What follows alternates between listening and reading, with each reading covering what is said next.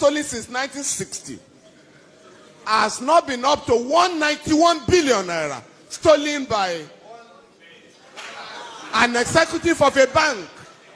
I'm sure you know what I'm talking about. Yes. A lady executive of a bank was charged with stealing 250 billion naira.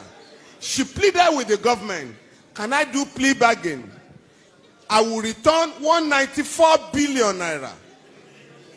Now, and I'm saying all the money stolen by armed robbers since 1960 has not been equal to that.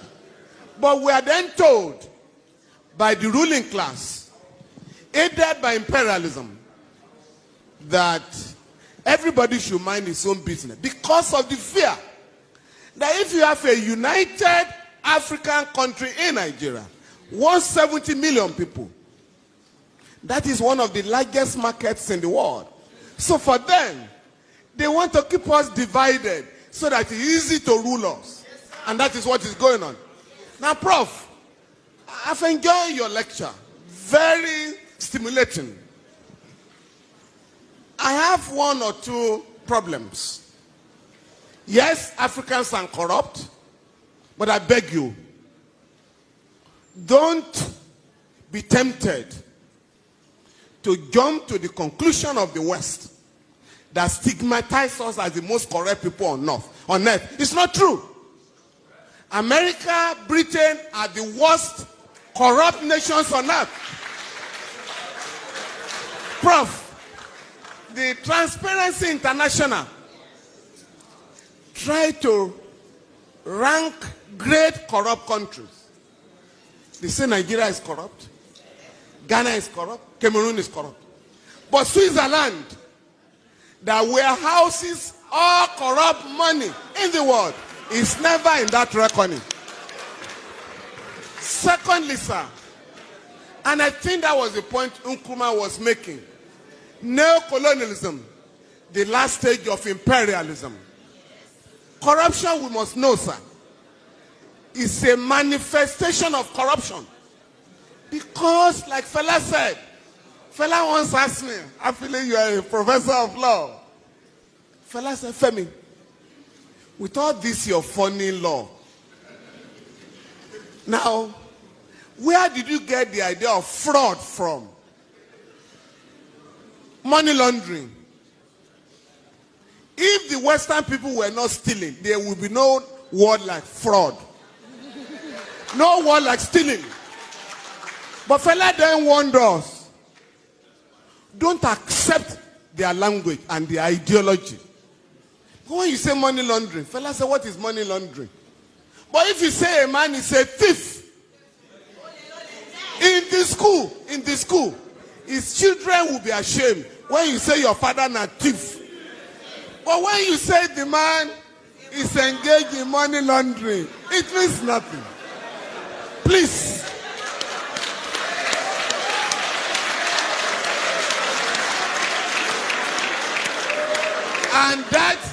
And that was when Fela was reminding us that they get the ruling class.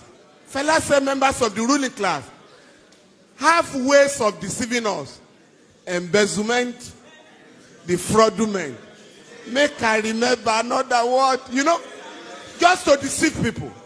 But if we are going to organize Africa, sir, we need to draw a line of dichotomy between the countries that are getting it right and those that are exposing Africa to shame. You mentioned Rwanda. Rwanda, not just the cleanest city, has the largest number of women legislators in the world, ahead of the West. But here, you are told here, women are supposed to remain in the kitchen,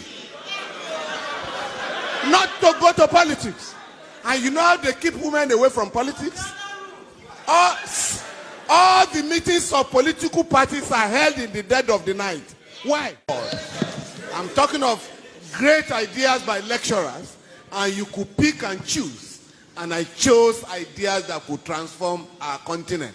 And when I went to practice, incidentally, I think Motoraya is left. Who asked the question?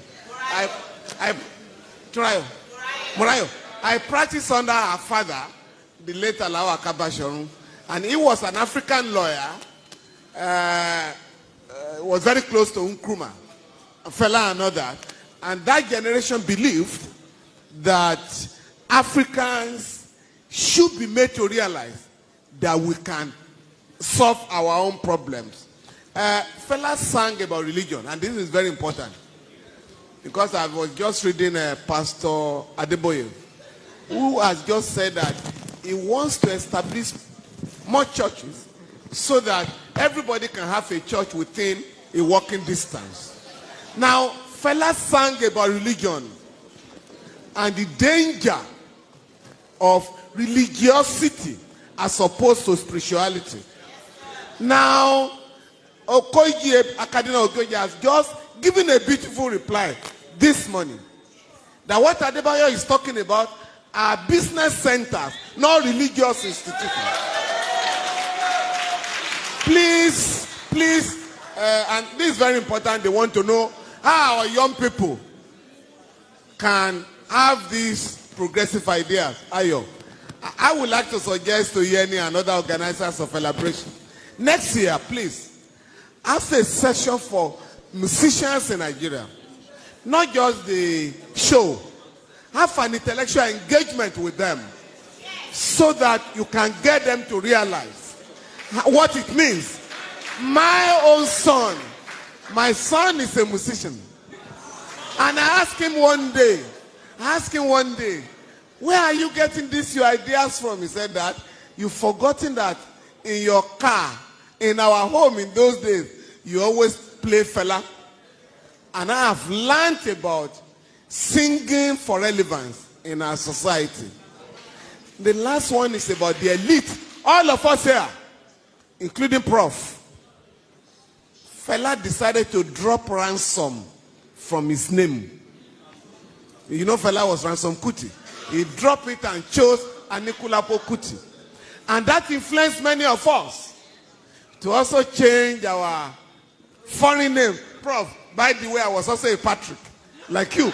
Now, but I've thrown away that. But on our children, all of us can decide today. Because Prof made the point. We are all proud. When a friend visits you and you say, greet your uncle. You speak the same language. That does not happen anywhere in the world. The late Ganifa Emi called my house one day. My last girl picked up the phone and said, who is speaking, please? And Gani said, please give the phone to your father. Is that not Femi Falana's house? The girl said, yes. Why are you speaking English to me? And I had to apologize.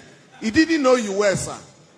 In my home, my wife and I decided, since we didn't learn our own English in school, at home, we're never going to speak English to our children at home. Now, that has paid off. Contemporary and friends of my children ask them now, where did you learn your Yoruba from?